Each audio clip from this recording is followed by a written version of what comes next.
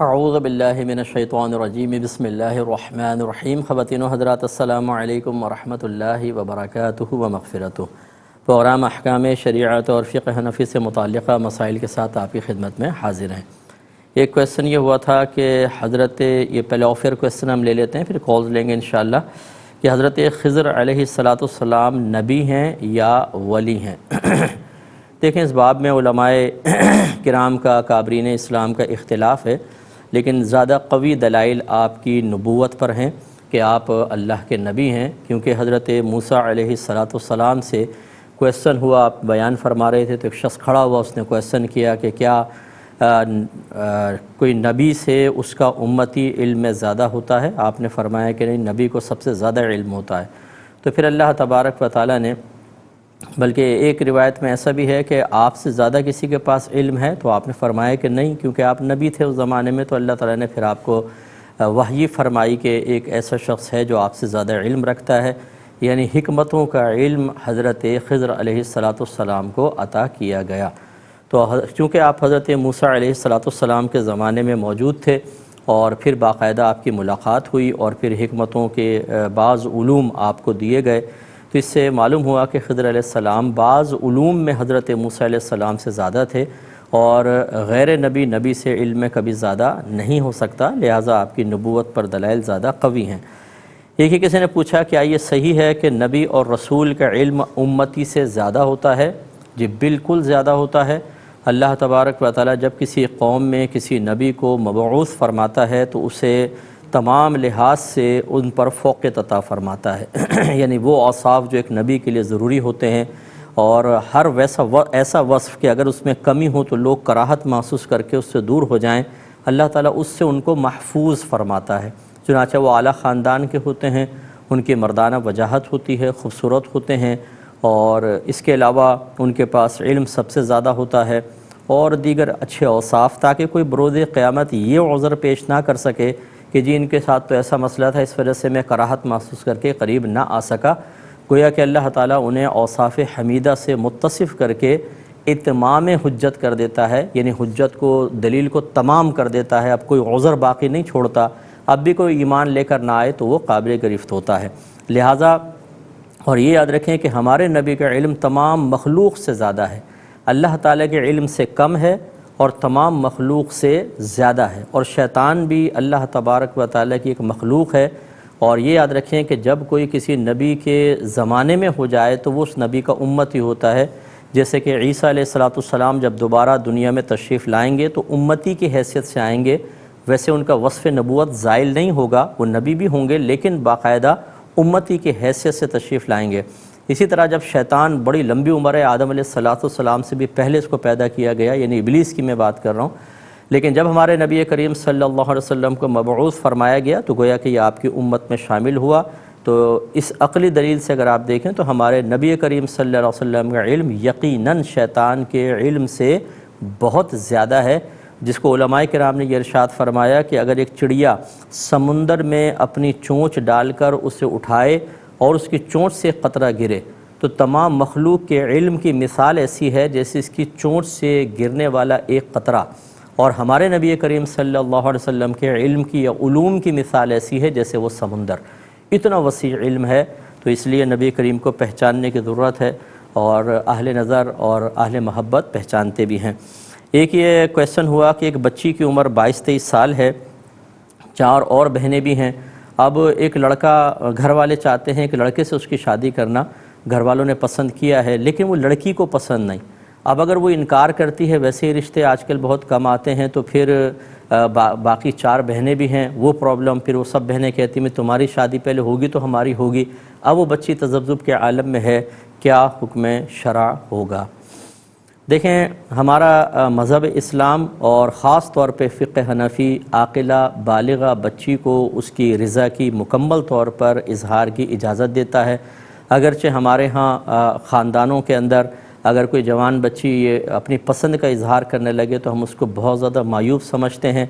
حرکتیں بری نہیں ہونی چاہیے، لیکن قلبی میلان اگر بچی کا کسی کی طرف ہے، جیسے خاندان میں کزنز وغیرہ ہوتے ہیں، دیگر ہوتے ہیں، یا کسی اسکول کالج وغیرہ میں پڑھتی ہے، یونیورسٹی میں، اور کسی کلاس فیلو کی طرف اس کا دل مائل ہے، تو اپنے گھر والوں سے اظہار کر کے اور اس طرف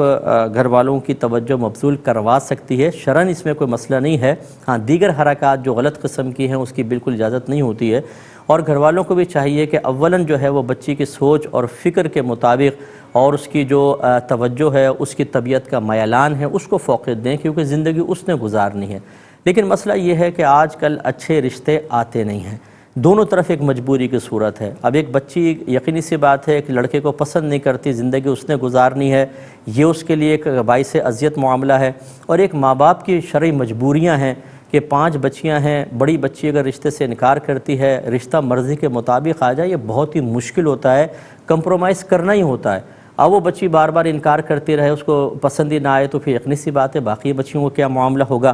اس لیے ہمارا مشورہ یہ ہوگا کہ اولاً تو والدین بچیوں کی جو پسند ناپسند ہے اس کا خیال رکھیں، اور اگر والدین اسی طرح کی کسی صحیح مصلحت کی بنا پر بچوں کی شادی کریں اور بچوں کو تھوڑا بہت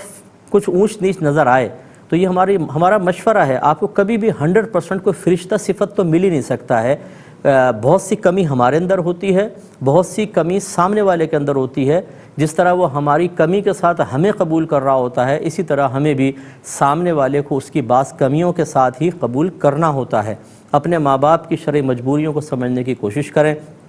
وہ بچی ماں باپ کی جگہ اپنے آپ کو رکھ کر دیکھے، اگر اس کی اپنی 5 بچیاں ہوتی ہیں اور اس طرح رشتے آتے اور وہ چاہتے ہیں جلد سے جلد ہماری بچیاں جوان ہیں، ان کے رشتے ہو جائیں، جب بچی جوان ہو جاتی ہے ماں باپ کو عزتوں کی فکر ہو جاتی ہے، دیگر مسائل ہوتے ہیں، بچیاں اوور ایج ہو جائیں تو رشتے آنے بند ہو جاتے ہیں، بہت ٹینشن کی صورتحال ہے۔ اس لیے ایسی بچیاں ذرا کمپرومائز کر لیں تو بہت ہی اچھی بات ہے۔ امید ہے کہ آپ ایک بیلنس فیصلہ کرنے میں کامیاب ہوں گی۔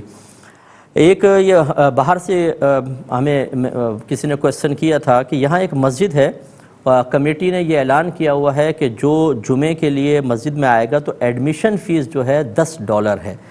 اور اس کو پیسے کو وہ تعمیر و ترقی میں اور مطلب مینٹیننس وغیرہ کے اندر یوز کرتے ہیں، اور جو یہ پیسے نہیں دے گا اسے نماز ادا کرنے نہیں دی جائے گی۔ اس طرح کا حکم بیان کرنا اور یہ فیس لازم کرنا کیا شرعی حیثیت رکھتا ہے؟ دیکھیں یہ بالکل شرعاً ناجائز کنڈیشن ہے، اور اگر فقہ حنفی کی جمعے کے صحیح ہونے کی شرائط پر نگاہ رکھیں تو اس کی روشنی میں تو یہ جمعہ ہی صحیح نہیں ہوگا، کیونکہ ایک شرط ہے اذن عام، آپ کسی کو روک نہیں سکتے ہیں، سب کو آنے دے جمعے کے لیے، جبکہ انہوں نے کنڈیشن لگائی کہ پیسے دو گے تو آ سکتے ہیں، پیسے دو گے تو نہیں آ سکتے۔ اس کا مطلب ہے اذن عام نہیں ہے، یہ اذن خاص ہو گیا کہ $10 دینے والا تو آ سکتا ہے، اس کے علاوہ نہیں آ سکتا، تو پھر جمعہ قائم ہونے کی شرط ہی نہ پائی گئی، یعنی صحیح جمعہ، تو اس کا مطلب ہے وہ جمعہ صحیح نہیں ہو رہا۔ تو اس لیے ہمارا کمیٹی سے یہ گزارش ہے، اگر وہ ہمیں سن رہے ہوں یا ہمارا ایک کلپ کوئی کسی کو سنائے، کہ ایسی کنڈیشن آپ نہ لگائیں، اپنے آپ کو گناہگار مت کریں، لوگوں کے جمعے خراب نہ کریں، ورنہ بروز قیامت آپ کی گرفت ہوگی۔ ہاں اگر آپ کے وہاں کے کوئی مفتی صاحب کسی شرعی دلیل کے ساتھ اس کی اجازت دے چکے ہوں تو وہ ایک الگ چیز ہے، وہ پھر آپ جس سائل نے ہمیں کویسچن کیا وہ دلیل ہمیں پیش کر دیں، اس پہ غور کر لیں، ورنہ اپنے پاس سے اگر کمیٹی نے فیصلہ کیا تو بالکل غلط فیصلہ ہے، اس کو تبدیل کرنا چاہیے۔ ایک کالر ہمارے ساتھ ہیں، السلام علیکم۔ السلام مفتی صاحب، جی صاحب میرے 3-4 سوال ہیں۔ جی کہیے۔ مفتی صاحب میرا سوال پہلا یہ ہے کہ شاگرد اگر ٹیچر کو چیز دیں تو کیا ٹیچر کھا سکتا ہے کہ نہیں؟ ٹھیک اور ہے، دوسرا یہ کہ شاگرد کو پانی پلانے کے لیے ٹیچر کہہ سکتا ہے؟ ٹھیک ہے، اور دوسرا یہ کہ ایک وید ہاسپٹل میں کام کر رہا ہے ویکسینیشن سینٹر پہ، تو وہاں پر جو مریض آتے ہیں وہ کہتے ہیں کہ ہمیں سینیٹائزر اور گلوز آپ دے دیں، کیونکہ وہ ان کے ہاسپٹل کا ہی ہوتا ہے، تو مریض کو یہ چیز دے سکتے ہیں کہ نہیں؟ مطلب مریض ساتھ لے جانے کے لیے کہتا ہے؟ جی ہاں، مریض ادھر ہی ہاتھ میں لگانے کے لیے، اور ساتھ میں گلوز کہتا ہے کہ ہمیں دے دو کہ ہم آگے گھر لے کے جائیں گے۔ اچھا ٹھیک ہے۔ اور دوسرا سوال یہ کہ ان سے کبھی ٹیچر ہوتے ہیں ان سے اس کلاس میں، تو ایک ٹیچر کسی اور کلاس کا 5-10 منٹ اور لے لیتا ہے، تو دوسرے کلاس کا اس ٹیچر کا سیلری کا کیا حکم ہوگا اس میں؟ ٹھیک ہے، میں عرض کرتا ہوں۔ جی میں عرض کرتا ہوں۔ ایک اور کالر ہیں، السلام علیکم۔ السلام علیکم مفتی صاحب۔ وعلیکم السلام۔ مفتی صاحب میرا پہلا سوال یہ ہے کہ جیسے 2 بچوں میں ایک بچہ والدین کا زیادہ فرما بردار ہے جبکہ دوسرا تھوڑا ضدی ہے، کم فرما بردار ہے، ضد کر کے اپنی بات منوا لیتے ہیں، اب اگر قلبی میلان کے تحت والدین پہلے بچے سے زیادہ ظاہری برتاؤ کریں، پیار وغیرہ یا اس کی تعریف کرنا، تو اس کا کیا شرعی حکم ہوگا؟ ٹھیک ہے، اور دوسرا سوال یہ ہے کہ ایسے شوق اپنانا جن کا نتیجہ اکثر و بیشتر موت کی صورت میں سامنے آتا ہے، جیسے کوہ پیمائی وغیرہ. آپ کی آواز کٹ رہی ہے، بریک ہو رہی ہے تھوڑے. مجھے دوسرا کویشچن دوبارہ کریں. ایسے شوق اپنانا جن کا نتیجہ اکثر و بیشتر موت کی صورت میں سامنے آتا ہے، ٹھیک. جیسے کوہ پیمائی وغیرہ، تو کیا ایسے شوق پورے کرتے ہوئے کوئی مر جائے تو اس کی موت کی کوشش کہلائے گی؟ ٹھیک ہے. اور تیسرا سوال یہ ہے کہ کوئی بدعقیدہ شخص ہو جس کی گمراہی بالکل واضح ہو، اس کی گواہی کسی کو آپ کی آواز کٹ رہی ہے، پھر انشاءاللہ دوبارہ کال کر لیجیے گا، میں پھر دوبارہ جواب دے دوں گا انشاءاللہ. ایک اور کالر ہیں. السلام علیکم. ایک یہ کویشچن کیا تھا کہ ایک تعلیمی ادارہ ہے، اس میں ایک ایڈمنسٹریٹر ہیں، وہ ایک تقریری مقابلہ ہوتا ہے یوم اقبال پر، اس میں تقریریں وغیرہ ہوتی ہیں، تو ان کو جج کی حیثیت سے متعین کرنا مقصود ہے، اور بھی ججز ہوں گے 2-3. اب یہ کہتے ہیں کہ مجھے بہت خوف ہوتا ہے کہ کہیں میں ناانصافی نہ کر بیٹھوں، غلط نہ جواب دے دوں، تو میں انکار کرنا چاہتے ہیں. لیکن جو دوسرے ججز بیٹھے ہیں ان کے ساتھ وہ نا تجربہ کار ہیں. اب یہ نہیں بیٹھتے تو پھر بھی یہ خوف ہے کہ وہ بچوں کے ساتھ ناانصافی ہو جائے گی. تو اب یہ کیا کریں؟ ویسے ان کو کوئی پریشر نہیں ہے، اگر یہ نہ بھی بیٹھیں تو ان کی نوکری پہ کوئی فرق نہیں پڑے گا. حکم شرع کیا ہے؟ دیکھیں، ہمارا مشورہ یہ ہوگا جب اس قسم کی صورتحال ہو کہ ایک ہی آدمی باصلاحیت ہے، تجربہ کار ہے، اور دوسرے لوگ نہیں ہیں، تو پھر اس کو آگے بڑھ کر اس منصب کو سنبھالنا چاہیے. اور یقینی سی بات ہے، میں ہوں یا آپ ہوں، ہم انسان ہیں، اور انسان سے بتقاضائے بشریت خطا ممکن ہے. آپ اپنی پوری ایمانداری سے فیصلہ کرنے کی کوشش کریں، اور جب آپ ایمانداری اور دیانتداری سے فیصلہ کریں گے، پھر اگر بتقاضائے بشریت کسی وجہ سے بشریت تقاضے کی وجہ سے کوئی ایک آدھ پہلو رہ گیا اور آپ نے فرض کر لیں غلط فیصلہ بھی کر دیا یا کسی کو ناانصافی میں کم نمبر دے دیے، لیکن قصداً ایسا نہیں ہوا، تو انشاءاللہ اللہ تبارک و تعالی درگزر فرمائے گا. ہمارے امام اعظم ابو حنیفہ رضی اللہ تعالی عنہ نے منصب قضا قبول نہیں فرمایا تھا، لیکن آپ کے شاگرد ابو یوسف رضی اللہ تعالی عنہ نے قبول کیا. تو یہ اکابرین سے ثابت ہے کہ بعض نے خوف خدا کے باعث رول بیک کیا کیونکہ دوسرے لوگ موجود تھے. امام اعظم نے یہ فرمایا دوسرے ہیں ان کو آپ رکھیں، اور جہاں نہیں تھے یا وہ زیادہ اس منصب کے اہل تھے انہوں نے قبول کیا تو آپ قبول کریں انشاءاللہ، اللہ غلطی معاف فرمائے گا. مختصر سا بریک لیں گے، ہمیں یقین آپ ہمارے ساتھ ہی رہیں گے. بسم اللہ الرحمن الرحیم. پہلے 2 کالز لیتے ہیں. السلام علیکم. السلام علیکم ورحمۃ اللہ. وعلیکم السلام. جی مفتی صاحب، میرا پہلا کوشچن یہ ہے کہ اگر 4 رکعت فرض نماز میں کسی نے بھول کر دوسری رکعت بیٹھ کر پڑھ لی، اسلام پینے کے بعد یاد آیا لیکن ابھی اس نے منافی نماز پہ عمل نہیں کیا، تو اس صورت میں کیا حکم شرع ہوگا؟ ٹھیک ہے. اور دوسرا کوشچن یہ ہے جو مال بغیر ثواب کی نیت سے صدقہ کرنا ہو تو کیا وہ شرعی فقیر کو ہی دینا ہوگا یا کسی غریب شخص کو بھی دے سکتے ہیں؟ نفلی صدقہ ہے؟ ہاں جی، نفلی صدقہ. بس ٹھیک ہے، میں جواب دیتا ہوں انشاءاللہ.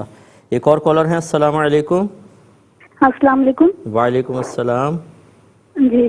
مفتی صاحب، یہ جو نا ایک مسئلہ بتائیے گا کہ ایک صاحب ہیں، انہوں نے یہ بتایا ہے بجلی چوری کے حوالے سے کہ اگر کوئی شخص بجلی چوری کر رہا ہے نا تو وہ چاہے نماز میں ہے، حج پر ہے، روزے سے ہے یا سو رہا ہے، یہ 4 حالتوں میں ہے، پر پھر بھی اس کو مسلسل گناہ مل رہا ہے. تو یہ مسئلہ صحیح ہے اور اس کو فوراً سے پیش کر اس کو ہٹوایا جائے، یہ گناہ جاری ہے. اور مسئلہ دوسرا سوال یہ ہے ان کا کہ اگر جیسے میت گھر میں فوت کی ہو گئی ہے اور جو پھر انہوں نے میت کو اے سی روم میں رکھ دیا ہے اور پر وہ اس میت نے لگوایا اس کو وہی اسی بجلی چوری سے تھا، تو اب میت کو جو نا صرف ٹھنڈک محسوس ہوگی یا وہ عذاب محسوس کرے گا؟ اچھا. اور السلام علیکم ورحمۃ اللہ وبرکاتہ. وعلیکم السلام ورحمۃ اللہ. اچھا، ابھی کے کوشچن لے لیتے ہیں. کہ انہوں نے کہا کہ اگر شاگرد اپنے استاد کو کوئی چیز کھانے کو دے تو کیا استاد کھا سکتا ہے؟ دیکھیں، سب سے پہلے دیکھا جاتا ہے وہ شاگرد بالغ ہے یا نابالغ ہے. نابالغ کی کوئی چیز استاد نہیں لے سکتا، کیونکہ نابالغ کا مال میں ایسا تصرف کہ جو نقصان کا باعث بنے وہ شرعاً جائز نہیں. اس لیے نابالغ اپنی چیز کو کسی کو تحفے میں نہیں دے سکتا، وہ بارگیننگ وغیرہ نہیں کر سکتا ہے. اس لیے استاد نابالغ کا تو نہ کھائے. ہاں اگر بالغ بچہ ہے اور وہ استاد کو دیتا ہے تو کھانا تو شرعاً جائز ہے، لیکن اس میں ضرور یہ دیکھا جائے کہ کیا ایسا تو نہیں کہ وہ بطور رشوت دے رہا ہو، کہ کھلا رہا پلا رہا ہے اور پھر اپنا کوئی اس کے چاہتا ہے کہ استاد مہربانی کرے، ہوم ورک نہ کیا ہو تو اس کو نظر انداز کرے، امتحان میں زیادہ نمبر دے، یا پھر اس کے منفی اثرات یوں مرتب ہو رہے ہوں کہ شاگرد جو ہیں دیگر وہ دیکھ رہے ہوں کہ یہ کھلاتا پلاتا ہے، اب آپ اس کے ساتھ کوئی مطلب الگ جانبدارانہ رویہ نہ بھی رکھیں تو بدگمانیاں پیدا ہو سکتی ہیں کہ بھئی چونکہ کھلاتا پلاتا ہے تو اب ٹیچر اس کو ضرور رعایات دیں گے۔ تو اگر اس طرح بدگمانی پیدا ہونے کا اندیشہ ہو تب بھی استاد کو بالکل احتیاط کرنی چاہیے، یا خود اپنی طبیعت کو وہ یہ دیکھے استاد کے اگر کوئی اس کے پاس احسان کرتا ہے تو اس کے ساتھ اچھا رویہ شروع کر دیتا ہے، اور اگر کوئی شاگرد نہیں کھلاتا پلاتا تو اس کو مارنا پیٹنا ڈانٹنا ڈپٹنا زیادہ کر دیتا ہے۔ اس طرح کی اگر کمزور طبیعت کا استاد ہو اسے بھی اجتناب کرنا واجب ہوگا۔ خلاصہ کلام یہ ہے کہ شاگردوں سے کسی چیز کے لینے میں استاد کو اجتناب ہی کرنا چاہیے، ورنہ یہ خرابیاں ضرور کسی نہ کسی جہت سے سرایت کر جاتی ہیں اور پھر آگے چل کے معاملات خراب ہو جاتے ہیں۔ ایک انہوں نے کہا کہ شاگرد سے پانی منگانا استاد کا، یا شاگرد کا استاد کو پانی پلانا، اس کی شرعی حیثیت کیا ہے؟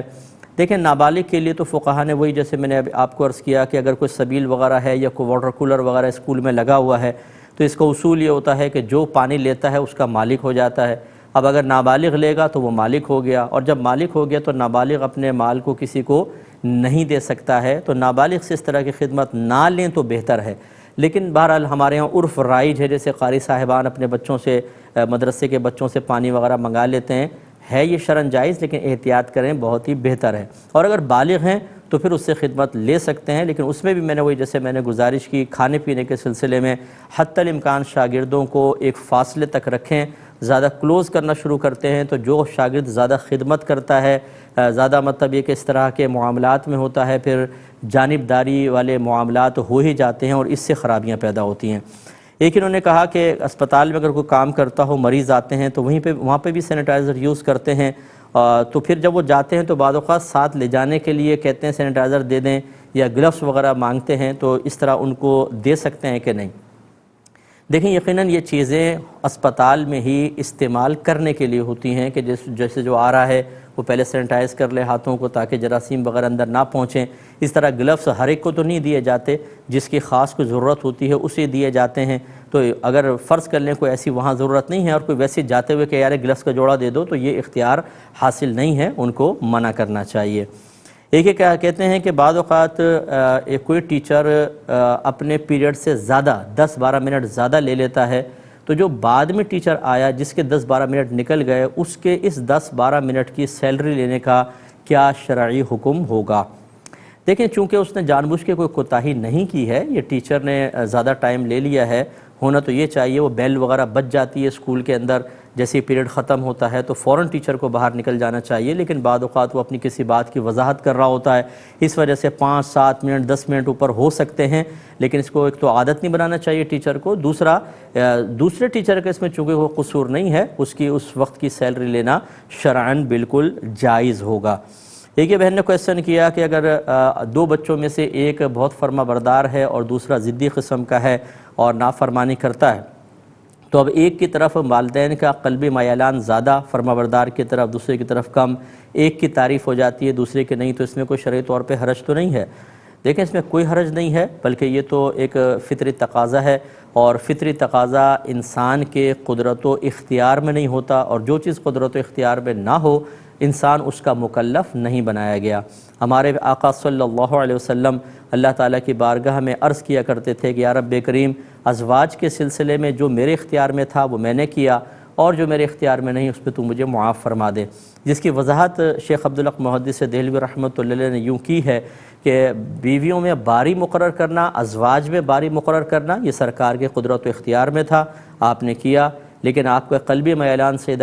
حضرت خدیجہ کے بعد سیدہ عائشہ صدیقہ رضی اللہ تعالی عنہ کی طرف بہت زیادہ تھا، تو آپ اس سلسلے میں اللہ کی بارگاہ میں عرض کرتے تھے کہ جو میرے اختیار میں تھا یعنی باری مقرر کرنا وہ میں نے کیا، لیکن میرا قلبی میلان عائشہ کی طرف زیادہ ہے تو اس سلسلے میں مجھے معاف کر دے۔ تو یہ ہوتا ہے کہ بعض بچے بعض خصوصیات کے اعتبار سے ماں باپ کے قلب کے زیادہ قریب ہوتے ہیں، اس میں کوئی شرعی طور پر حرج نہیں ہے، اس میں قصور ماں باپ کا نہیں بلکہ اس بچے کا ہے جس نے اپنے آپ کو اپنی غلط حرکتوں کی وجہ سے اپنے ماں باپ کے قلب سے تھوڑا سا دور کیا ہے۔ ایک انہوں نے کویسچن کیا کہ ایسا کوئی بھی شوق اختیار کرنا جس کی مطلب ایک اس کا نتیجہ موت کی صورت میں بھی نکل سکتا ہے، جس سے کوہ پیمائی، ایک تو اس کا کیا حکم ہوگا، اور دوسرا اگر کوئی مر جائے تو کیا خودکشی کہلائے گی کہ نہیں؟ دیکھیں ہمارا مذہب اسلام اس قسم کے شوق کو منع کرتا ہے ویسے تو، کہ جس کا ایک نتیجہ یہ بھی نکل سکتا ہے کہ آدمی مر جائے، تباہ ہو جائے۔ اس قسم کے شوق سے انسان کو اپنے آپ کو شرعی لحاظ سے دور رکھنا واجب ہوتا ہے، لیکن ہم اس کو خودکشی قرار نہیں دے سکتے، کیونکہ ضروری نہیں ہے کہ جب انسان کو پیمائی کرے تو لازم اس کا نتیجہ موت کی شکل میں نکلے۔ اگر تو ایسا ہوتا کہ لازم موت کی شکل میں نکلتا تو پھر تو ٹھیک ہے، لیکن اکثر جاتے ہیں اور چوٹی سر کر کے واپس بھی آ جاتے ہیں، اس لیے اس کو خودکشی تو نہیں کہا جائے گا، لیکن بہرحال شریعت ہماری اس قسم کے کھیلوں کو، اس قسم کے شوقوں کو ناپسند کرتی ہے۔ ایک یہ پوچھا کہ کسی نے 4 رکعت فرض پڑھنے تھے اور دوسری رکعت میں وہ بیٹھ گیا، اس نے بیٹھ کے پوری پڑھ لی، خیال نہیں رہا، پھر آخر میں سلام بھی پھیر دیا، پھر اس کو یاد آیا کہ 1 رکعت بیٹھ کے پڑھی تو کیا حکم شرع ہوگا؟ دیکھیں اگر سلام پھیرنے کے بعد اس نے گفتگو نہیں کی، کھا پی نہیں لیا، اٹھ کے چل نہیں پڑا، تو وہ فوراً کھڑا ہو جائے، 1 رکعت کھڑے ہو کر پڑھے، پھر آخر میں سجدہ سہو کرے، اس طرح اپنی نماز کو مکمل کرے گا۔ ایک انہوں نے کہا کہ اگر کوئی نفلی صدقہ کرنا چاہے تو کیا اس کے لیے بھی شرعی فقیر کی تلاش ہی لازم ہوگی؟ یہ ایسا نہیں ہے، دیکھیں صدقات واجبہ کے اندر لازم ہوتا ہے، یعنی زکوٰۃ ہے، فطرہ ہے، ان کے اندر لازم ہوتا ہے کہ آپ کسی شرعی فقیر کو تلاش کریں، یعنی جو مالک نصاب نہ ہو۔ لیکن نفلی صدقہ دینا چاہیں تو اس میں آپ کسی سفید پوش کو بھی دے سکتے ہیں، چاہے وہ مالک نصاب ہی کیوں نہ ہو۔ ایک ہی کہتے ہیں ایک شخص ہے وہ بجلی چوری کرتا ہے، تو کسی نے اس کو یوں کہا ہے کہ جب تک آپ بجلی چوری کر رہے ہیں آپ کا نماز، روزہ، حج سب بیکار ہے، یعنی بیکار تو نہیں لیکن گناہ جاریہ ہے، مسلسل آپ کے نام اعمال میں گناہ لکھا جاتا رہے گا، کیا حکم شرع ہوگا؟ دیکھیں مطلب بجلی چوری کرنا فی نفسی گناہ ہے، یقینی سی بات ہے، اور اس گناہ کا وبال تو ہے ہی ہے جتنا وہ گناہ کر رہا ہے وہ، لیکن یہ کہ وہ گناہ جاریہ جب تک بجلی چوری کرتا رہے گا وہ گناہ ضرور ہے، اور اب وہ چاہے مطلب یہ کہ حالت نماز میں ہو یا حج کی حالت میں ہو وہ گناہ تو ہوگا۔ اگر بجلی چوری کر رہا ہے تو یقینی سی بات ہے چوری کا گناہ لکھا جائے گا، لیکن اگر کوئی فرض کر لیں اس کا یہ نتیجہ نکالتا ہے کہ بجلی چوری کرنے کی وجہ سے تمہاری نمازیں بھی نہیں ہوں گی، تمہارا حج بھی بیکار، روزہ رکھنا بیکار، یہ بالکل غلط ہے۔ چوری کرنا ایک فی نفسی ہی گناہ ضرور ہے، لیکن کسی گناہ سے کسی عبادت کی تکمیل نہ ہو، یہ کوئی حکم شرع نہیں ہوتا ہے۔ نماز اپنی جگہ ہوگی، فرضیت ادا ہوگی، روزے کا ثواب بھی ملے گا، نماز کا ثواب بھی ملے گا، حج کا ثواب بھی ملے گا، لیکن بجلی چوری کرنے کا بہرحال گناہ مسلسل جب تک چوری ہوتی رہے گی اس کے نام اعمال میں لکھا جاتا رہے گا۔ ایک ہی کہتے ہیں کہ اگر ایسے ہی کوئی بجلی چور ہے اور اس کے گھر میں کسی کی میت ہو گئی، اس میت کو اے سی کے روم میں رکھا ہے، اور فرض کر لیں وہی بجلی چور تھا، اس نے وصیت کی تھی کہ بجلی چوری کرتے رہنا، تو اب اس کو یہ ٹھنڈک جو حاصل ہو رہی ہے اے سی کی، یہ عذاب ہوگی یا ٹھنڈک ہوگی؟ دیکھیں میت کو ظاہری اعتبار سے نہ ٹھنڈ محسوس ہوتی ہے نہ گرمی محسوس ہوتی ہے، وہ اس دنیا سے چلا گیا ہے۔ ٹھنڈک میں تو اس لیے رکھا جاتا ہے تاکہ لاش خراب نہ ہو، تو بہرحال یہ نہیں کہا جا سکتا کہ یہ ٹھنڈ عذاب کی شکل میں اس پہ مسلط ہوگی۔ ہاں یہ ضرور ہے کہ میت کو زیادہ دیر رکھنا نہیں چاہیے، آپ نے غسل وغیرہ دے دیا تو جتنی جلدی دفنائیں بہت ہی بہتر ہے۔ نبی کریم نے فرمایا اگر نیک ہے تو وہ اپنے انجام کو پہنچے اور راحتیں حاصل کرے، اگر بد ہے تو اپنے انجام کو پہنچے اور مطلب اس کے ساتھ جو معاملہ ہونا ہے، لیکن یہ کہنا کہ یہ ٹھنڈک اس پہ عذاب کی شکل میں نازل ہوگی ایسا نہیں ہے۔ اللہ تبارک و تعالی رحیم و کریم ہے، درگزر بھی فرما سکتا ہے، لیکن بہرحال ہمیں اس میں احتیاط کرنی چاہیے۔ بجلی چوری کرنا یہ گناہ ہے، یاد رکھیں، کیونکہ جب آپ بجلی چوری کرتے ہیں یقیناً اس کا بل جو ہے پورے علاقے میں ڈسٹریبیوٹ ہوتا ہے، اس پی این ٹی پہ جتنے علاقے کے اندر بجلی جا رہی ہوتی ہے سب میں ڈسٹریبیوٹ کرتی ہے کہ الیکٹرک بچے نہیں ہیں، انہیں پتہ ہے کہاں کیا کچھ ہو رہا ہے۔ اب تو خیر وائر بھی چینج کر رہے ہیں اور دیگر معاملات ہو رہے ہیں، میٹر باہر لگائے جا رہے ہیں، لیکن پاکستانیوں کی مہارت تامہ کو کون چیلنج کر سکتا ہے؟ کتنا ہی کچھ کرتے رہیے اور پاکستانی کہیں نہ کہیں سے کوئی نہ کوئی راستہ نکال ہی لیتا ہے، تو یہ آپ کا راستہ نکالنا آپ کو وقتی طور پر راحت تو دے گا، لیکن آخرت میں اس کا انجام برا ہو سکتا ہے۔ ایک یہ کہتے ہیں کہ باہر سے یہ مجھے میسیج آیا تھا کہ ہمارے یہاں بعض اوقات ایسا ہوتا ہے کہ لوگ سیاسی پناہ لے کر آ جاتے ہیں، یا آسٹریلیا سے کسی نے کہا تھا، یا ایسے ہوتا ہے کہ انلیگل طور پہ داخل ہو جاتے ہیں، ویزا نہیں ہوتا، اب انہیں کام کرنا ہوتا ہے تو ان کے پاس اپنی آئی ڈی تو ہوتی نہیں، تو جن کی آئی ڈی ہوتی ہے یہ ان کی آئی ڈی پہ استعمال کر کے کام کرتے ہیں، اور جن کی آئی ڈی ہوتی ہے وہ اس استعمال کے 10% یا 20% ان کی سیلری کا لیتے ہیں، تو اس طرح دوسرے کی آئی ڈی استعمال کر کے کام کرنا اور ان کا پھر یہ 10% یا 20% لینا، ان دونوں کا کیا شرعی حکم ہوگا؟ دیکھیں یقینی سی بات ہے کسی ملک میں اگر سیاسی پناہ لے بھی لی ہے اور وہاں پر جاب کرنے کی اجازت نہیں ہے تو ان کا جاب کرنا اللیگل، اس طرح اگر ویسی لیگل وے میں داخل ہو گئے اور پھر وہاں پہ جاب کرنا، دونوں غلط، ایک تو ایک گناہ، دوسری بات ہے کہ اپنی آئی ڈی استعمال کرنے دینا یہ بھی گناہ۔ اس پہ چلے میں آپ کو عرض کرتا ہوں لیکن ایک مختصر سے بریک کے بعد۔ بسم اللہ الرحمن الرحیم۔ تو ہم آپ کو یہ جواب دے رہے تھے کہ پہلی بات تو یہ کہ اس طرح جاب کرنا یہ چونکہ اللیگل ہے، یہ ناجائز، پھر آپ دوسرے کی آئی ڈی استعمال جب کر رہے ہیں تو یہ ہے دھوکہ اور جھوٹ،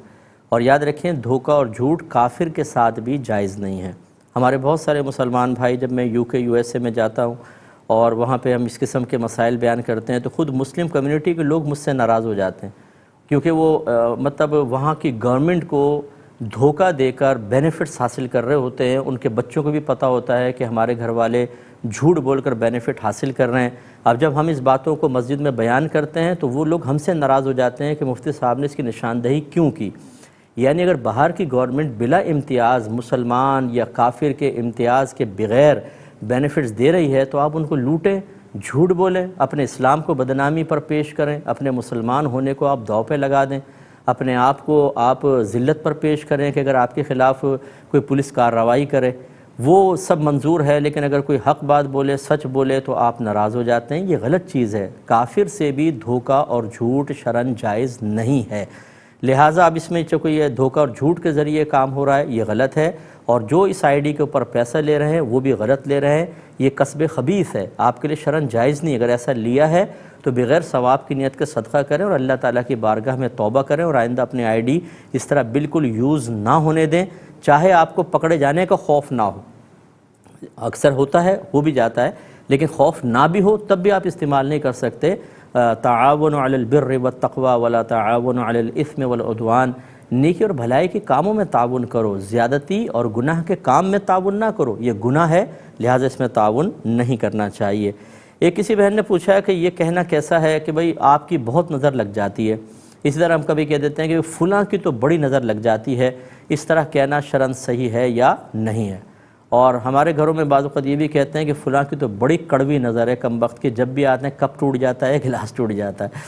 دیکھیں اس طرح کرنا یہ بدگمانی ہے، یقینی سی بات ہے کہ یہ نظر لگ گئی نہیں لگ گئی، آپ حتمی طور پہ کوئی فیصلہ نہیں کر سکتے، حتمی مینس 100% شیورٹی کے ساتھ کہ بھئی اسی کی نظر لگی ہے۔ بعض اوقات ماں باپ کی اپنے بچوں کو نظر لگ جاتی ہے، پیار بھری نظر ڈالتے ہیں، اس نظر سے ایک اثر بد ظاہر ہو جاتا ہے اور بچہ بیمار ہو جاتا ہے، ہم سمجھتے ہیں باہر والوں نے نظر لگائی، اپنی بھی نظر لگ جاتی ہے، تو یہ کیسے آپ فیصلہ کر سکتے ہیں کہ فلاں کی نظر فلاں کی؟ ہاں چلیں فرض کر لیں کہ دل میں وسوسہ پیدا ہو رہا ہے کہ فلاں جب بھی گھر میں آتا ہے کوئی نہ کوئی نقصان ہو جاتا ہے، تو یہ شیطان ویسے تو کلیکشن ملاتا ہے، تو اس میں پھر آپ یہ کر سکتے ہیں کہ ایسے شخص کے سامنے اپنی کسی نعمت کا تذکرہ نہ کریں،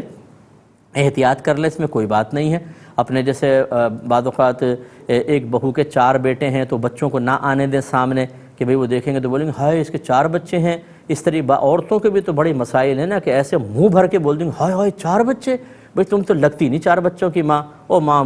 گئی اور وہ کلٹی ہو گئی بستر کے اوپر، تو یہ عورتوں کے بھی معاملات بڑے عجیب و غریب ہیں، تو لیکن بہرحال ہمیں بدگمانی نہیں کرنی چاہیے، لیکن اگر وسوسہ دل میں پیدا ہو اور احتیاطی تدبیر اختیار کی جائے تو وہ منع بھی نہیں ہے، لیکن اس طرح کسی کے اوپر الزام لگانا یہ شرعی طور پر جائز نہیں ہوگا۔ ایک بھائی نے کہا کہ جب کسی چیز کو کسی چیز میں مکس کرتے ہیں، مثال کے طور پہ چینی کو دودھ وغیرہ میں مکس کریں تو کہا جاتا ہے کہ کلاک وائز نہیں کرنا چاہیے، یعنی یہ یوں اس طرح نہیں کرنا چاہیے بلکہ اینٹی کلاک وائز کریں، الٹا چلائیں اس کو۔ وہ کہتے ہیں کہ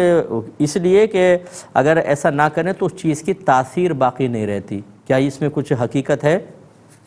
اس میں کچھ بھی حقیقت نہیں ہے۔ جیسے بعض لوگ کہتے ہیں یہ تسبیح کے دانے باہر کو گرائیں اندر کو نہ گرائیں، الٹے ہاتھ سے نہ پڑھیں، کوئی ممانعت نہیں ہے۔ نبی کریم صلی اللہ علیہ وسلم کے دور میں باقاعدہ اس طرح کی تسبیح تو یوز ہی نہیں کرتے تھے، وہ تو دانوں کے اوپر پڑھتے تھے یا پتھروں کے اوپر اگر استعمال کرنا ہوتا تھا گنتی کرتے تھے۔ تسبیح تو بعد کی ایجاد ہے۔ اب اس کے اندر یہ کہ اندر کو نہ گرائیں باہر کو دانے گرائیں، اس میں کوئی قید نہیں ہے شرعی لحاظ سے، خواہ اپنی قیودات لگا دیتے ہیں۔ اللہ تعالیٰ رحم فرمائے۔ اس طرح کی چیزوں کو ایسا پیش کرنا کہ گویا کہ ایک شریعت کی تعلیم ہے، اس سے اصل ہوتا کیا ہے کہ اصل دین تو بہت پیچھے رہ جاتا ہے۔ یہ چیزیں اتنے ہمیں وساوس میں مبتلا کر دیتی ہیں اور اتنا الجھا لیتی ہیں اپنے اندر کہ ہم انہی کے اندر الجھے رہتے ہیں۔ آپ دیکھیں گھروں کے اندر اکثر چیزیں جو ہوں گی نا، آپ ان کی ایک لسٹ بنا لیں اور کسی اچھے مفتی صاحب کو چیک کروا لیں، میں گارنٹی سے کہتا ہوں اس میں سے 98% جو ہے نا وہ ہوں گی جو ہمارے موجودہ معاشرے میں چیزیں پیدا ہو گئیں، اونلی 2% کا تعلق کوئی اصل دین سے ہوگا۔ اس طرح کی چیزوں کی طرف توجہ نہ کریں، آپ چاہیں کلاک وائز گھمائیں چاہے اینٹی کلاک وائز چینی ملائیں، سب کی تاثیر باقی رہتی ہے، کوئی اس میں مسئلہ نہیں ہوگا۔ ایک یہ بھائی نے کویسچن کیا تھا کہ یہ سائنسدان جو ہوتے ہیں بعض اوقات کسی میڈیسن کو سب سے پہلے جانوروں پر استعمال کرتے ہیں، اس میں یہ ہوتا ہے ریسرچ کر رہے ہوتے ہیں کہ بعض اوقات جانور کو تکلیف بھی ہوتی ہے بلکہ بعض اوقات جانور مر بھی جاتا ہے، اور مقصد ہوتا ہے انسان کی زندگی کو بہتر بنانا، اور پھر اس کو کیونکہ بعد میں پھر بندروں پہ یوز کرتے ہیں، پھر انسانوں پہ یوز کرتے ہیں، تو اس کا کیا شرعی حکم ہے اس طرح جانوروں کو تکلیف پہنچانے کا؟ دیکھیں اس کی شرعی طور پر اجازت ہے، اور یہ خاص طور پر میں ان لوگوں سے بھی کہوں گا جو قربانی کے بارے میں کہتے ہیں کہ دیکھیں جی اتنے جانوروں کو خواہ مخواہ اپنے کھانے کے لیے آپ ذبح کر لیتے ہیں، تو بھائی یہ پھر جو سائنسدان ریسرچ کر رہے ہیں ان کے بارے میں کیا کہتے ہیں، کتنے جانوروں کو مار رہے ہیں؟ اللہ تبارک و تعالیٰ نے واضح طور پہ قرآن عظیم میں بیان فرمایا کہ هو الذی خلق لکم ما فی الارض جمیعا، وہی ذات ہے جس نے زمین پر جو کچھ پیدا کیا تمہارے نفع کے لیے پیدا کیا ہے۔ اب نفع اٹھانا جو ہے نا بعض اوقات تو وہ کھانے سے ہوتا ہے، بعض اوقات پہننے سے ہوتا ہے، بعض اوقات اسی طرح تجربات کرنے سے ہوتا ہے، پھر انسان کو نفع حاصل ہوتا ہے۔ یہ اللہ نے بیان فرما دیا کہ چیزیں تمہارے نفع کے لیے پیدا کی گئی ہیں۔ ہم جانوروں کو مارتے ہیں اور کھاتے ہیں، مچھلیاں پکڑتے ہیں ان کو مارتے ہیں کھاتے ہیں، حالانکہ ان کی فیملیز ہوتی ہیں، دیگر اس طرح جانوروں کی بھی ہوتی ہیں، لیکن شریعت نے اجازت دی ہے۔ اسی طریقے سے یہ ریسرچ وغیرہ کے معاملات ہیں، اگر جانوروں پہ اولا نہ کریں تو کس پہ کریں گے؟ انسانوں پہ ڈائریکٹ کریں گے، اور پھر انسان مرے گا، پھر اس کے بارے میں کیا شرعی حکم ہوگا؟ اس لیے اس میں اس طرح کی ریسرچ کرنے میں شرعاً کوئی حرج نہیں ہے۔ بلا ضرورت جانور کو اذیت اور تکلیف دینا شرعی لحاظ سے بالکل ممنوع ہوتا ہے، لیکن ایک اچھے مقصد کے لیے، ایک جائز مقصد کے لیے، بلکہ انسانوں کی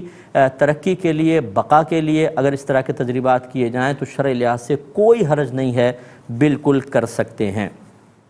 ایک یہ بھائی نے کہا کہ کیا اگر ایک زوجہ سے شادی کی ایک پہلے، پھر 1.5-2 سال بعد دوسری زوجہ سے شادی کی، تو کیا دونوں کا حق مہر بالکل یکساں رکھنا ضروری ہوتا ہے یا فرق کر سکتے ہیں؟ دیکھیں یہ اس میں یکساں رکھنا کوئی ضروری نہیں ہوتا، بلکہ یہ اچھی طرح یاد رکھیں کہ حق مہر میں سب سے پہلے شوہر کی حیثیت کا اعتبار ہوتا ہے، پھر بیوی کی حیثیت کا اعتبار ہوتا ہے۔ مثلاً اگر شوہر مالدار ہے، اب یہ اور پھر یہ شادی کرتا ہے، 3 شادیاں کرتا ہے، مثلاً ایک مالدار عورت سے، ایک درمیانے درجے کی مڈل کلاس، ایک غریب لڑکی سے شادی کرتا ہے، تو اس کو مالدار کو مالداروں والا نان نفقہ دینا ہوگا، اور درمیان والی کو بہتر ہے مالدار والا ورنہ اوسط درجے کا، اور غریب کو اوسط درجے کا۔ اور اگر یہ شوہر فرض کر لیں کہ درمیانے درجے کا ہے اور مالدار سے نکاح کرتا ہے، تو اب لازم بات ہے اب شوہر کی حیثیت کا پہلے اعتبار ہوتا ہے، اس کو اوسط درجے کا دے گا۔ دوسری بیوی جو اوسط درجے کی اس کو اوسط درجے کا، جو غریب ہے اس کو غریب والا دے سکتا ہے اس صورت میں۔ اور اگر یہ خود غریب ہے اور 3 بیویوں سے شادی کر لی تو تینوں کو غریبوں والا نفقہ دے گا۔ یعنی ان چیزوں کے اندر نان نفقے وغیرہ کے اندر تفاوت ہو سکتا ہے۔ یوں ہی حق مہر کا مسئلہ ہوتا ہے کہ بعض بچیوں کے خاندان کا مہر کچھ اور مقرر ہوتا ہے، بعض سے کچھ ہوتا ہے۔ اگر ایک عورت امیر عورت سے شادی کی اس کا حق مہر زیادہ ہوتا ہے، دوسری غریب بچی سے شادی کی ان کا حق مہر کم ہوتا ہے، تو اس میں کوئی حرج نہیں ہے، کم زیادہ ہو سکتا ہے۔ گویا کہ جو عدل و انصاف کا بیویوں کے درمیان کہا جاتا ہے وہ ہر چیز کے اندر نہیں ہوتا، مخصوص چیزوں کے اندر ہوتا ہے۔ نان نفقے اور مہر کے اندر تفاوت رکھا جا سکتا ہے۔ ایک ہی بھائی نے کہا کہ انہوں نے کوئی حدیث پڑھی کہ مسلمان کو گالی دینا اور اس سے جھگڑنا کفر ہے، کہتے ہیں اس کا کیا مطلب ہوتا ہے؟ دیکھیں حدیث میں جب کفر کا لفظ آتا ہے نا تو کبھی تو اس کا مطلب ہوتا ہے واقعی کافر ہو گیا، کبھی ایسا ہوتا ہے کہ کفر کے قریب ہو گیا، کبھی اس کا مطلب ہوتا ہے کہ کافروں والی عادت اپنا لی، کبھی اس کا مطلب ہوتا ہے ناشکری اختیار کی، جیسے نبی کریم صلی اللہ علیہ وسلم نے ارشاد فرمایا جس نے جان بوجھ کر نماز قضا کی اس نے کفر کیا۔ اب امام اعظم رضی اللہ تعالیٰ عنہ کے نزدیک وہ کفر کے قریب ہو گیا، کافر نہیں ہوا،